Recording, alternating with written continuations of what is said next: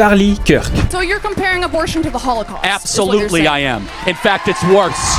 Je vais vous montrer le jour où il s'est fait détruire en débat, à tel point qu'il a supprimé la vidéo de sa chaîne parce que toute sa communauté se retournait contre lui. Maintenant je sais pourquoi Charlie Kirk perd jamais de débat, il les met en privé quand il perd. J'ai jamais vu cette vidéo sur les réseaux français, pourtant elle est... Allez, bon visionnage. There's one topic that I disagree with your logic on, and I've seen when you debate other people on this topic, oftentimes they get kind of shoot off the mic. So I ask that you please give me a fair chance to debate. I believe that the breeding, exploitation, and killing of animals for food when we do not have to is immoral. Did you lose a bet? So again, I'm serious. I would ask for a fair chance at a debate without shooting me off the mic or making jokes, please. What do you eat? Like for protein? Sure. Tofu, nutritional yeast, seitan. I easily get over 200 grams of protein per day. It's a lot of tofu to get 200 grams of protein, man. I have like about a pound a day. That's not my main source. That gives me about 40 a day. I get 200 grams a day for lifting. In terms of actual health for humans, we do not need that much. We barely even need 100 grams a day, which is easily obtained through plants. What is your contention? That we should outlaw or make it harder to eat animal-based protein? No, I'm not as much concerned about the legality of it, more so the morality. Are human beings equal to cows? I would put human beings above cows. Okay, so no one wants to see animal cruelty, but what moral worth would you say a cow has? A cow has worth in the sense that we should not, like any sentient animal, cause them suffering or kill them if we do not have to. You don't eat fish either, I assume? I don't eat any animal products at all. No animal products. And no dairy? No. Full vegan? Yes. Wow, okay. You know that there would actually be fewer cows if we didn't eat them? I'm aware, yes. So you would argue for less cows, not more cows, basically. I am against the breeding, exploitation, and slaughter of them for food. What obligations do we have to wild animals? The animals that we eat are not wild animals. They're domesticated, and we specifically breed, control, and kill them. We control their whole life, so they're not really wild. Should we stop other animals from being carnivores? No, because like a lion needs to eat an antelope to survive. In a survival situation, I believe it is okay to eat animals, but in the modern day, we do not need to. And I believe that we were designed by God not needing to eat meat. What scripture are you referencing? Genesis 1:29. The scripture says God gave dominion over the animals the one of the that earth? says, I've given you every seed-bearing plant, fruit, and tree on this earth, and for you that shall be meat. Right, but again, just to continue a little further, in the Noahic covenant, it does allow for animals to be I'm aware. killed. After the flood... And just to be clear, doesn't the law give guidance on how to kill animals in certain ways? The Bible is explicitly pro-meat eating, so much so that they would kill an animal as a sacrifice to God or kill the fatted calf in celebration of something. When Jesus came, he ended the animal sacrifice. Again, I think during that time, there was a lot more food shortage. Well, hold on. Jesus ate fish. He fed the 5,000 with fish. Yeah, so like I said... Jesus didn't say, stop, don't eat the fish. They are sentient beings. He fed fish to people. So like I said, in a survival situation where there's 5,000 people... There was also bread.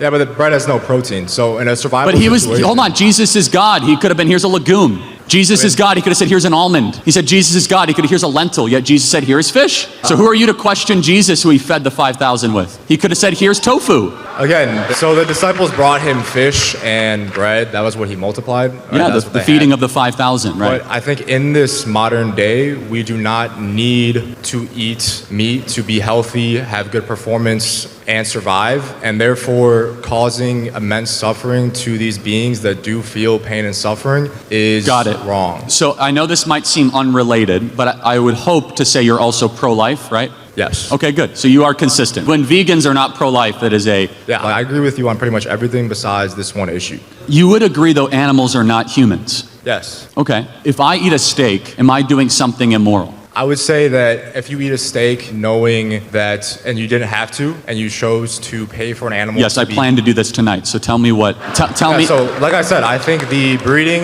exploitation, and killing of animals for food is immoral, yes. Immoral? By what moral standard do you derive that from? Well, are you against animal cruelty? Of course I am. No one wants cruelty. In fact, The Bible's explicitly against animal cruelty. Animals actually made an appearance in the 10 Commandments. Animals got a Sabbath. They got a day off. It says, for 6 days you shall work and 1 day you shall rest, including your ox and your animal. So the Bible actually has done more for animal rights than any other ancient scripture that we can ever find. So I'm all there. No one wants animal cruelty. However, I just want to understand why, what moral framework do you say it is immoral to eat the meat of something that is not human, especially if we get nutrients and we human beings are able to flourish? Well, I would say, why are you against animal cruelty? First of all, no one wants to see something suffer unnecessarily. But if and when you are able to derive calories, nutrients, and I would also contest one of the other things, that I do believe we need animal-based protein. In fact, I think one of the main reasons, and maybe you're able to work it out, that young men are seeing such a dramatic drop in testosterone rates is the removal of animal-based proteins from diets of young men, especially ages 10, 11, and 12, and replacement of a lot of these counterfeit soy-based, plant-based proteins. Studies have found that with equal calorie and protein intake, there is zero difference in testosterone levels between animal-based diet and Have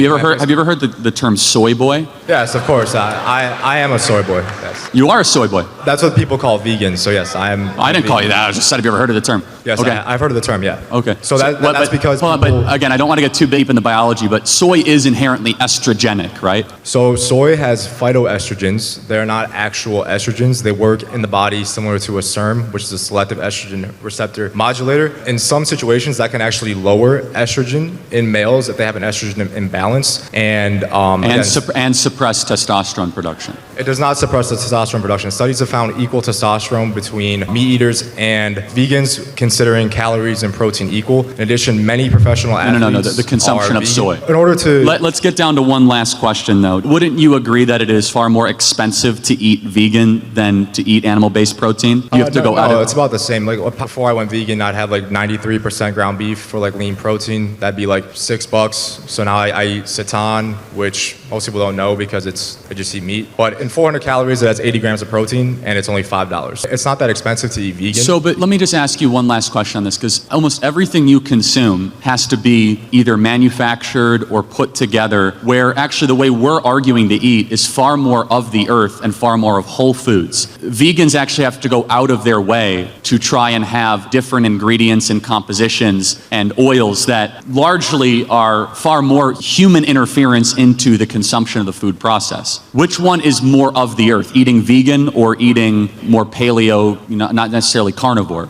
In terms of the food itself, I eat mostly pretty much just whole food vegan. Like sometimes I'll eat a vegan, like Impossible Burger. That's not necessarily healthy. No, time out, hold on. That is like the most manufactured. I know, that's not healthy. Not even healthy. Now you're proving my point. An Impossible Burger has like 50 ingredients that you cannot pronounce, and it is made in like a lab. Literally, it's like lab-grown meat, and versus a cow. I understand. I'm not saying it's healthy, but at the same time, a cheeseburger is not the staple of a healthy diet either, like with cows. If I had to choose like a double cheeseburger from Culver's or an Impossible Burger, it's a double cheeseburger every single day. Either way, and let me interrupt. You can eat mostly whole The foods. fact that we have to make Frankenstein food is one of the greatest arguments that we should continue to eat real meat. I eat only whole foods. Like No, I got it. But you're the one that brought up Impossible Burgers. I didn't. well, a lot of people use that as an example to shame veganism. Well, that's not an example of a healthy I am food. curious, how did you get into this? I saw how animals were treated in factory farms. 99% of meat sold in America is factory farms. So a lot of people say, "Oh, grass-fed, pasture-raised." I mean, look, that is only a small percentage. I do want to thank you. It is hard to take an unpopular position, and you've taken a very unpopular public position, of which you should be commended for that.